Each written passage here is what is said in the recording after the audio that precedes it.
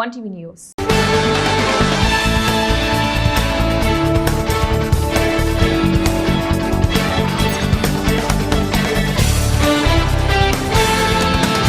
మాజీ ఎమ్మెల్యే గడికోట శ్రీకాంత్ రెడ్డి సాధ్యం కాని పనిని సుసాధ్యం చేసి రాయచోటిని జిల్లా కేంద్రంగా ఏర్పాటు చేశాడని, ప్రస్తుత పాలకులు ఎలాంటి కష్టపడకుండానే జిల్లాను 2 ముక్కలు చేస్తామని ప్రకటించిన వెంటనే థ్యాంక్ యూ సీఎం అంటూ పెద్ద ర్యాలీ చేసి తొడలు కొట్టి ప్రజలను మభ్యపెట్టి వెన్నుపోటు పొడిచారని వైఎస్ఆర్సీపీ జిల్లా అధికార ప్రతినిధి గాజుల హాజీ బాషా ధ్వజమెత్తారు.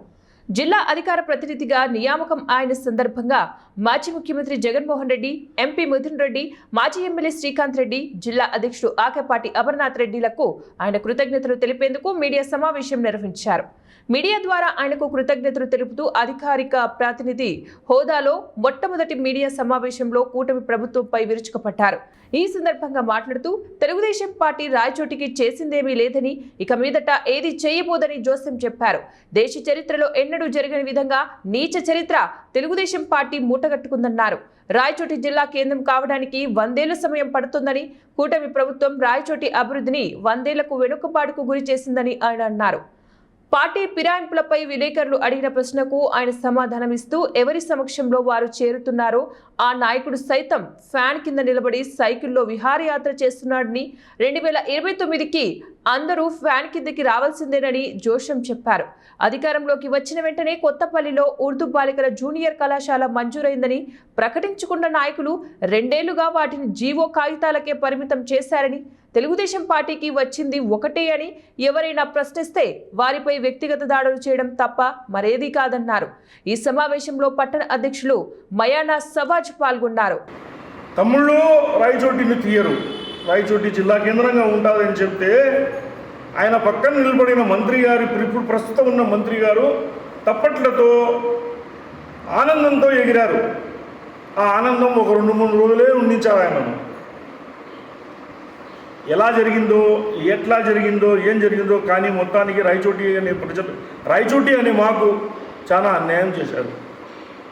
ప్రస్తుతం ఉన్న వ్యాపారస్తులు, మీరు ఎక్కడ పోయి రాయచోటిలో ఏ వ్యాపారస్తులైనా పోయి అడగండి, జనవరి 1 చేసుకోలేదు, సంక్రాంతి చేసుకోలేదు, సుఖ సంవత్సరాలు. ఇప్పుడు రంజాన్ కూడా అంతంత మాత్రమే ఉంది. 70% వ్యాపారాలు లేక ప్రతి వ్యాపారస్తులు చాలా బాధల్లో ఉన్నారు. దీనికి కారణం ఎవరంటే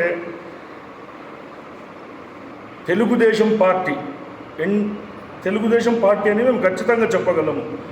ఇంతవరకు తెలుగుదేశం పార్టీ రాయచోటికి ఏం చేయలేదండి. 18 నెలలు అవుతుంది వీళ్ళ గవర్నమెంట్ వచ్చి. ఎలక్షన్స్ ముందర ఎన్నెన్నో వాగ్దానాలు ఇచ్చారు. కొత్తపల్లికి వెళ్ళారు. కొత్తపల్లికి వెళ్ళి ఇక్కడ మంచి హాస్పిటల్ కట్టిస్తాను, హాస్పిటల్ను ఏసీ వసతిగా పెడతానని చెప్పి కూడా వాగ్దానాలు చేశారు. ఇంతవరకు అక్కడ పోయి పునాది కూడా వేయలేదు, ఒక ఇటుక రాయి కూడా పెట్టలేదు, స్థలం పరిశీలించడానికి కూడా వెళ్ళలేదు. మన పాలకులు వీళ్ళు చేస్తారా ఇట్లా? 50 పడకల ఆసుపత్రికి తెస్తానని చెప్పి అప్పుడు వాగ్దానం ఇచ్చారు. ఏమైంది? అది కూడా పేపర్లోనే వ్రాతలే. మా వైఎస్ఆర్ కాంగ్రెస్ చేసింది 3 సంవత్సరాలే.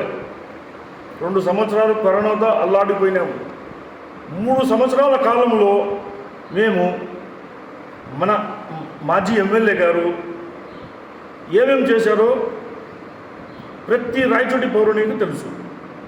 మున్సిపల్ ఆఫీస్ ఎన్నో దశాబ్దాలుగా ఒక ట్యాంకీ కింద కూర్చొని ఒక చిన్న రూములో మున్సిపల్ కార్యాలయం నడుపుతుండేవారు. అలాంటి కార్యాలయాన్ని తీసుకొని పోయి నిధులు తెచ్చి ఎంత విశాలంగా బిల్డింగ్ కట్టారండి. దాని పక్కన హాస్పిటల్, గవర్నమెంట్ హాస్పిటల్. మేము ఒకప్పుడు 8-9 గంటలకు ఆ ప్రాంతానికి వెళ్ళాలంటే మబ్బు, కారు, చీకటి. అలాంటి హాస్పిటల్ని ఇప్పుడు ఎంతగా అభివృద్ధి చేశారు. చేసింది ఎవరంటే మన మాజీ ఎమ్మెల్యే గారు. ఏదో అదృష్టమో దురదృష్టమో ప్రజల తీర్పో ఓడిపోయినాము, వాళ్ళు గెలిచారు, సంతోషమే. రాయచోటికి ఒక మంత్రి పదవి కూడా ఇచ్చారు అని సంతోషించాము. అన్నమయ్య జిల్లా పుంగనూరులో ఘనంగా జనసేన సభ్యత్వ నమోదు కార్యక్రమాన్ని ఏర్పాటు చేశారు. జనసేన పార్టీలోకి చేరిన 30 మంది జనసేన కార్యకర్తలు ముఖ్య అతిథులుగా హాజరైనటువంటి ఇన్ఛార్జ్ కళ్యాణం శ్రీనివాస్, చిత్తూరు జిల్లా ఇన్ఛార్జ్ పసుపులేటి హరిప్రసాద్, 20,000 సభ్యత్వాలు టార్గెట్ గా పెట్టుకున్న జనసేన నాయకులు ప్రతి ఒక్క గ్రామం నుంచి 10 మందిలో 3 మహిళలకు ప్రాధాన్యత కల్పించాలన్నారు. పొంగనూరును జనసేన నియోజకవర్గంగా మార్చాలని కోరారు.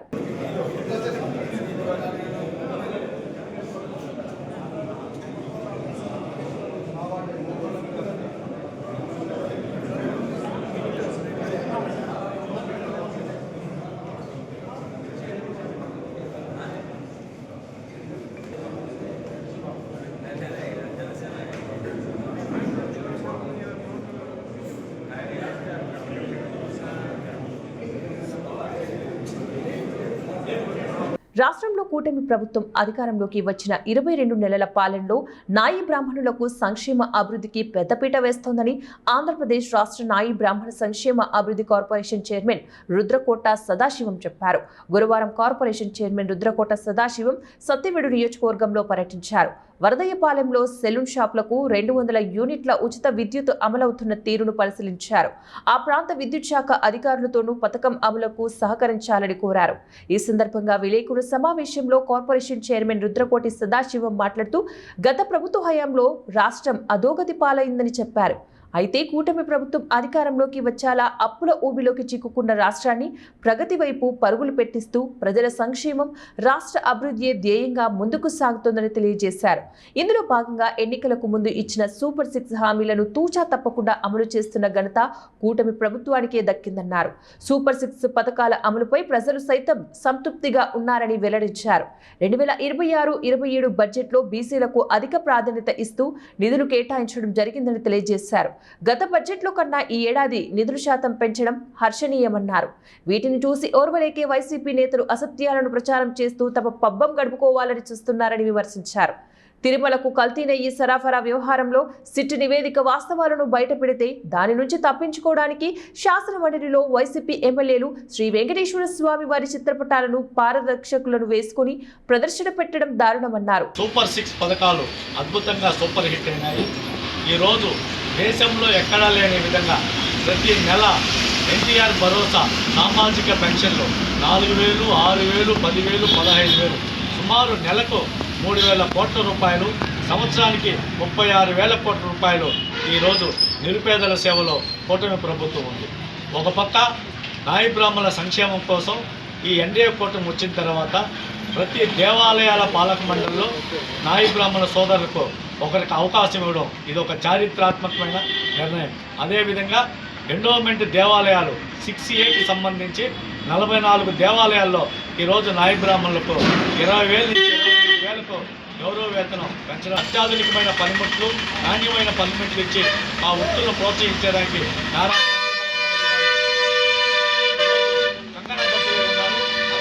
ఒక్కసారి బడ్జెట్లో బీసీల బడ్జెట్లో చూస్తే పోయిన బడ్జెట్లో 40,000 కోట్లు పైగా పెట్టడం జరిగింది. ఈ బడ్జెట్లో 50,000 కోట్లు పైగా ఈరోజు బీసీల సంక్షేమానికి కూటమి ప్రభుత్వం పనిచేస్తూ ఉంది. గత బడ్జెట్ కన్నా ఈ బడ్జెట్లో బీసీలకు సుమారు 3,000 కోట్లు పైగా అదనంగా కేటాయించారు. అదేవిధంగా ఎస్సీ, ఎస్టీ, మైనారిటీ సోదరులు కూడా బడ్జెట్లో నిధులు కేటాయించి ఈరోజు ఇది బీసీల ప్రభుత్వం, కూటమి ప్రభుత్వం. అదేవిధంగా ఒక పక్క పోలవరము, ఒక పక్క అమరావతి శరవేగంగా పనులు జరుగుతున్నాయి. అదేవిధంగా ఒక పక్క సంక్షేమం, ఒక పక్క అభివృద్ధి దేశంలో ఎక్కడా లేని విధంగా ఈ 22 సిమెంట్ ఇటుకల తయారీ పరిశ్రమ కాలుష్యంపై కోమటిగుంట వాసులు ధర్నా చేపట్టారు. సిమెంట్ ఇటుకల తయారీ పరిశ్రమ వెదజల్లుతున్న దుమ్ము, ధూళి, రసాయన వ్యర్థాలు కాలుష్యం నుంచి తమను కాపాడాలని కోరుతూ తిరుపతి జిల్లా సత్యవేడు మండలం కోమటిగుంట వాసులు రోడ్డుపై ధర్నా నిర్వహించారు. సత్యవేడు కోమటిగుంట గ్రామం వద్ద ఒక వ్యక్తి సిమెంట్ ఇటుక తయారీ పరిశ్రమను నిర్వహిస్తున్నాడు. సిమెంట్ ఇటుక తయారీ ముసుగులో తమిళనాడులోని గుమ్మడిపూడి, చెన్నై ప్రాంతాలలోని ముడి ఇనుము, పవర్ ప్లాంట్ పరిశ్రమల నుంచి సేకరించిన రసాయన వ్యర్థ పదార్థాలను భారీగా డంప్ చేసుకుని వ్యాపారం నిర్వహిస్తున్నాడు. ఈ రసాయన వ్యర్థ పదార్థాలను క్రషింగ్ మిషన్లో వేసి మెత్తని పొడిగా తయారు చేసి తయారైన మెత్తని పొడిని సిమెంటు ఇటుకలలో ఉపయోగిస్తున్నారన్నారు. ఈ క్రమంలో పొడిగా మారుతున్న రసాయన వ్యర్థ పదార్థాలు సమీపంలోని నివాస గృహాలు, పంట పొలాలపై పడి విపరీత కాలుష్యంకు కారణమవుతోంది. ఈ కారణంగా తాము ఊపిరితిత్తులు, శ్వాసకోశ, కిడ్నీ సంబంధిత వ్యాధులకు గురై హాస్పిటల్స్ చుట్టూ తిరుగుతున్నామని కోమటిగుంట గ్రామస్తులు ఆరోపిస్తున్నారు. ఈ విషయమై కాలుష్యానికి కారణమవుతున్న ఓం శక్తి ఫ్లై యాష్ బ్రిక్స్ యాజమాన్యంపై చర్యలు తీసుకోవాలని అధికారులకు విన్నవించినా ఫలితం లేకుండా పోయిందని ఆవేదన వ్యక్తం చేశారు.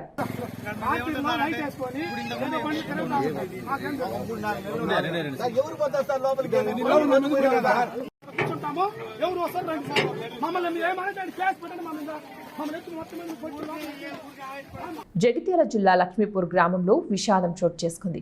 గర్వందుల మహేష్ గౌడ్ అనే గీత కార్మికుడు బెట్టింగ్ యాప్లో 25 లక్షలు పోగొట్టుకున్నాడు. దీంతో మనస్తాపం చెందిన మహేష్ ఉరి వేసుకుని ఆత్మహత్యకు పాల్పడ్డాడు. ఈ ఘటన జగిత్యాల జిల్లా లక్ష్మీపూర్ గ్రామంలో చోటు చేసుకుంది. అలవాటు పడి బెట్టింగ్స్ అలవాటు అయ్యి కొద్దిగా పొంగిపోయి బాధపడి ఇట్లా చేసుకున్నాడు. అప్పులు కొద్దిగా ఉన్నాయి, అప్పులు కూడా ఉన్నాయి, వాళ్ళ టార్చర్ కూడా కొద్దిగా ఉంటుంది. ఇవన్నీ బాగా మనస్తాపన చెంది ఎవరికి చెప్పుకోలేడు. ఇక చెప్పుకోలేక సూసైడ్ చేసుకున్నాడు నైట్. ఏలూరు శాసనసభ్యులు బడేటి రాధాకృష్ణయ్య, నగరపాలక సంస్థ మేయర్ షేక్ నూర్జహాన్ పెద్దబాబు కృషితో ఏలూరు నగర ప్రజలకు త్రాగునీటిని అందించే దెందులూరు సమీపంలో ఉన్న గోదావరి జలాలు కాలువ ద్వారా నీటి మట్టం 3 అడుగులు ప్రవహించడంతో సమ్మర్ స్టోరేజ్ ట్యాంక్లోని నీటిని తోడగలుగుతున్నామని నగరపాలక సంస్థ కోఆప్షన్ సభ్యులు ఎస్ఎంఆర్ పెద్దబాబు తెలిపారు.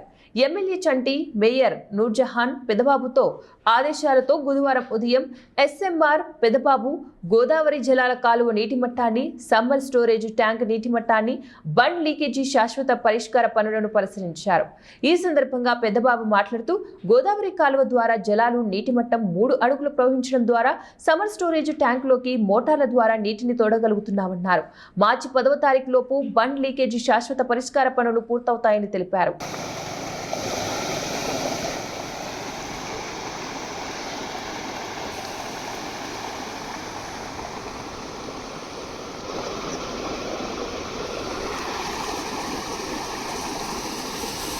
బద్వేలు పట్టణంలోని మార్కెట్ యార్డ్ నందు శనగల కొనుగోలు కేంద్రాన్ని ఆంధ్రప్రదేశ్ రాష్ట్ర Markfed director Shashibhushan Reddy ప్రారంభించారు. Badvel TDP in charge Ritesh Reddy, market chairman Supraja, vice chairman Ravindra Reddy వారి చేతుల మీదుగా శనగలు కొనుగోలు కేంద్రాలను ప్రారంభించారు. అనంతరం వారు మాట్లాడుతూ రైతుల నుంచి నేరుగా మద్దతు ధరతో శనగ పంటను కొనుగోలు చేయడమే లక్ష్యంగా ఈ కేంద్రాన్ని ప్రారంభించినట్లు తెలిపారు. రైతులు దళారుల బారిన పడకుండా నేరుగా కేంద్రానికి పంట తీసుకురావాలని సూచించారు. కొనుగోలు చేయడం జరుగుతుంది. మీ డబ్బులు ఏదైతే రైతులకు రావాల్సిన డబ్బులు ఒక 2 నుంచి వారం రోజుల్లో వారి అకౌంట్లోకి డైరెక్ట్గా నాఫెడ్ ఈరోజు వారి నిధులు వారి అకౌంట్కు నేరుగా విడుదల చేయడం జరుగుతుంది. కాబట్టి రైతు సోదరులకు నేను విజ్ఞప్తి చేస్తున్నా, జిల్లాలో దాదాపు 20 కేంద్రాలు ఇటువంటి కొనుగోలు కేంద్రాలు ఏర్పాటు చేయడం జరిగింది. ఏపీ మార్కెట్ ద్వారా ఈ కొనుగోలు జరుగుతుంది. కాబట్టి రైతులు ఎటువంటి అనుమానాలు లేకుండా నేరుగా దళారులను ఆశ్రయించకుండా కూడా కనీస మద్దతు ధర కల్పించింది. అవి ఈ శనిగల కేంద్రం ద్వారా ఇక్కడ రైతుల దగ్గర నుంచి కొనుగోలు చేయడం జరుగుతుంది. కొనుగోలు చేసిన వారం లోపు రైతుల అకౌంట్లలోకి నేరుగా జమ చేయడం జరుగుతుంది. అదేవిధంగా మీరు దళారీ వ్యవస్థ అనేది దళారులను నమ్మి మోసపోకూడదు. రైతులందరూ ఈ అవకాశాన్ని ఉపయోగించుకోవాలి. అదేవిధంగా మా మార్కెట్ యార్డ్ తరఫున కూడా మేము ప్రతి ఒక్క సీజన్లో కనీస మద్దతు DCMS హ్యాండ్ ఓవర్ చేసుకొని అగ్రికల్చర్ ఆఫీసర్లు పంచడం జరిగింది. ఈ మధ్యకాలం రోజు మేము వారం ఈడ 2 మండలాలు ఆర్ఎస్ కేసులో కొన్ని ఇబ్బందులు జరిగితే కలెక్టర్ గారు కూడా 2 సెంటర్స్ ఎక్స్ట్రా యాడ్ చేసి మనం అప్పటికప్పుడు DCMSలో కూడా ప్రొక్యూర్మెంట్ చేసి అక్కడి నుంచి కూడా సొసైటీల ద్వారా కూడా పంపకం జరుగుతుంది. ఖచ్చితంగా వాటికి ఏదైనా ఎటువంటి ఇబ్బంది ఉంటే మా దృష్టికి తీసుకొని రండి, మనం పరిష్కరించాల్సిన విధానం ఉంది. అండ్ రోజు మేము ఒక టీం లాగా ఏర్పడి ప్రతి 2-3 రోజులకి ఒక షీట్ లాగా పెట్టుకొని ఎక్కడెక్కడ రైతులకి ఇండెంట్ వస్తుందో ఇది ఇక్కడ ఏమైందంటే ఈ క్రాప్ విధానంలో మనం యూరియా ఇస్తున్నాం, కానీ ఈ క్రాప్ విధానంలో గతంలో ఎంత పంట వేసినామో ఉంది కానీ ముందు చూపు లేదు, ఎందుకంటే ఎట్లా వేస్తామో తెలియదు. అందుకే నేను ఇందాక నార్కట్పల్లి మండల కేంద్రంలో లారీ అదుపు తప్పి మెడికల్ షాప్లోకి దూసుకెళ్లిన ఘటనలో ఒకరు మృతి చెందగా మరో 2కి తీవ్ర గాయాలయ్యాయి. స్థానికులు తెలిపిన వివరాల మేరకు గ్రానైట్ లోడుతో నల్లగొండ నుంచి నార్కట్పల్లి మండల కేంద్రంలోకి వస్తున్న లారీ నల్లగొండ చౌరస్తా వద్ద రోడ్డు అసంపూర్తిగా ఉండటంతో అదుపు తప్పి ఎదురుగా ఉన్న మెడికల్ షాప్లోకి దూసుకెళ్లింది. ఆ సమయంలో ఫుట్పాత్ పై పండ్లు కొనుగోలు చేసిన మాండ్రా గ్రామానికి చెందిన మేడి కృష్ణ, పండ్ల వ్యాపారి గౌస్ పాషాని లారీ ఢీకొట్టింది. ఈ ప్రమాదంలో కృష్ణ, గౌస్ పాషా లారీ కింద ఇరుక్కుపోయారు. సిఐ నాగరాజు, ఎస్ఐ విష్ణుమూర్తి సంఘటన స్థలానికి చేరుకుని జేసీబీ క్రేన్ సహాయంతో లారీని బయటకు తీస్తుండగా కృష్ణ మృతి చెందాడు. పండ్ల వ్యాపారి గౌస్ పాషా స్వల్ప గాయాలతో బయటపడ్డారు. లారీ డ్రైవర్ క్యాబిన్లోనే ఇరుక్కుపోవడంతో సుమారు 5 గంటలు శ్రమించి లారీ డ్రైవర్ని తీశారు.